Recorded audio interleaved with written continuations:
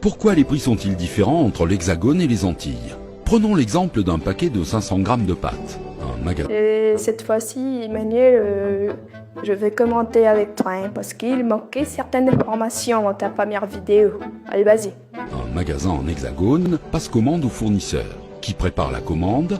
Un transporteur vient récupérer la marchandise. Le coût de transport variera en fonction de la distance. Les pâtes arrivent au magasin, c'est plutôt simple. Mais comment ça se passe quand les pâtes doivent parcourir près de 6000 km? Le magasin aux Antilles passe commande au fournisseur, 90 centimes. La commande est préparée. Emmanuel, tu travailles à contact entreprise. Sois plus précis. Le magasin, le fournisseur, un peu flou tout ça. Sois précis, tu veux bien? Prenons l'exemple de Carrefour, du groupe GBH, et de Bamapro, leur centrale d'achat, du même groupe GBH.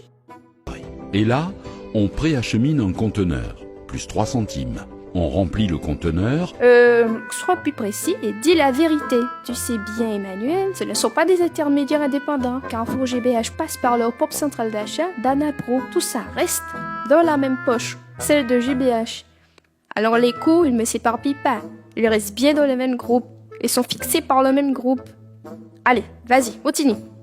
Et on achemine le conteneur jusqu'au port, plus 3 centimes. Le conteneur est stocké et embarqué sur le navire, plus 2 Oui, centimes. et là aussi, tu oublies de dire, parce que Bamapro, autrement à ce qu'on peut penser, ce n'est pas uniquement une centrale d'achat. C'est une filiale intégrée et elle centralise et gère toute la chaîne d'approvisionnement. Puisque le cofondateur de Bamapro aussi avec GBH, c'est Philippe Rémy de Sonodex. Et il faut dire aussi aux gens que Bamapro se situe au Havre. Donc ils sont déjà sur le port. Donc l'acheminement n'est pas si long que ça.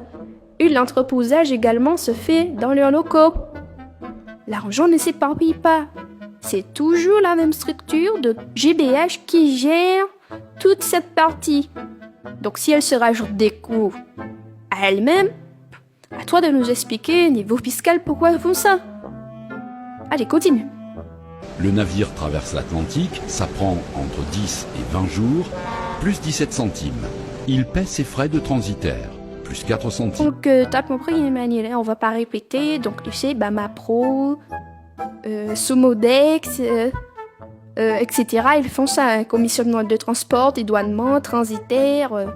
Il a même aussi notre structure logistique et transit Martine, LTM, GBH et Philippe Rémy. Donc niveau transit, niveau transport maritime, fret aérien, c'est eux-mêmes. Hein. D'accord? Le conteneur est débarqué avec une grue, plus 4 centimes. Il paie ses droits de port, plus 1 centime. Il paie l'octroi de mer et ses taxes, plus 11 centimes. Il paie et c'est qui? Il faut aussi dire aux gens que le port, la gestion du port de Martinique, il y a une bonne partie qui est prise en charge par l'État. Tu ne paies pas le port comme dans tous les ports.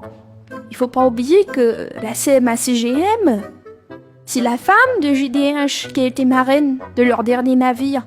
Donc entre SAD et GBH, il y a quand même une petite histoire. Donc ils se font des petites réductions par-ci, par-là. Donc il faut le dire. Allez, continue. On achemine le conteneur en magasin ou en entrepôt, plus 2 centimes. S'il va en entrepôt, plus 7 centimes. On dépote le conteneur, plus 3 centimes, soit un coût du produit avant marge de 1,54 €, soit 71,45% de plus que le prix d'achat. On met le paquet de pâtes en rayon, plus 15 centimes. Il paie sa TVA, plus 2 centimes. Le paquet de pâtes arrive donc chez le consommateur au prix de 1,61 €. Oui, là encore, Emmanuel. Entreposage, le magasin, et les entrepôts. C'est aussi les entrepôts de la Sofrima, de Hugues des Pointes. C'est encore les mêmes. JBH aussi a ses billes par là. Car ils ont l'exclusivité de la distribution des pots du Carrefour. Donc que ce soit entrepôt ou magasin, c'est encore eux-mêmes. Donc il y a la Sofrima. La Sofrima, c'est qui gère Promo Cash et qui distribue dans tous les carrefours, entre autres. Donc, sois plus précis, Emmanuel. Il existe donc 13 étapes spécifiques par rapport à la France hexagonale pour permettre aux pâtes d'arriver chez nous. Bon, et là, je vais être un peu plus sérieuse. Donc, Emmanuel, Tu sais très bien que tout ça, c'est pour une maximisation des profits. Il faut le montage afin qu'il y ait une complexification apparente de la chaîne logistique.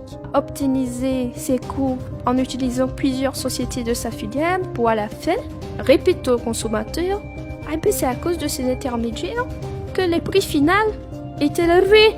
Tout ça, c'est pour une maximisation des profits. Parce qu'ils contrôlent le marché. VBH, en tant que groupe qui contrôle le marché, il dispose de centrales d'achat et de structures de distribution. Ça lui permet de maximiser ses bénéfices puisqu'il n'y a aucune concurrence réelle. Il y a même, de façon illégale, abus de position dominante. Et dans le monde de l'agroalimentaire et des hypermarchés, les prix sont en baisse quand il y a la guerre des prix. Mais quand il y a un seul acteur économique, il ne se fera pas la guerre à lui-même.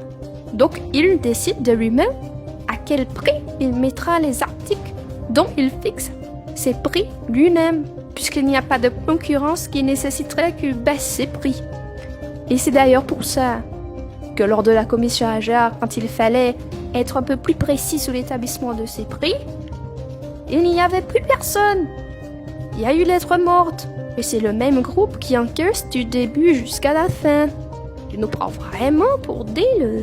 Bon allez, on va pas t'insulter, donc sois un peu plus clair, un peu plus précis, Emmanuel, et dis aux gens la vérité. Passe une bonne journée. À la prochaine, Emmanuel.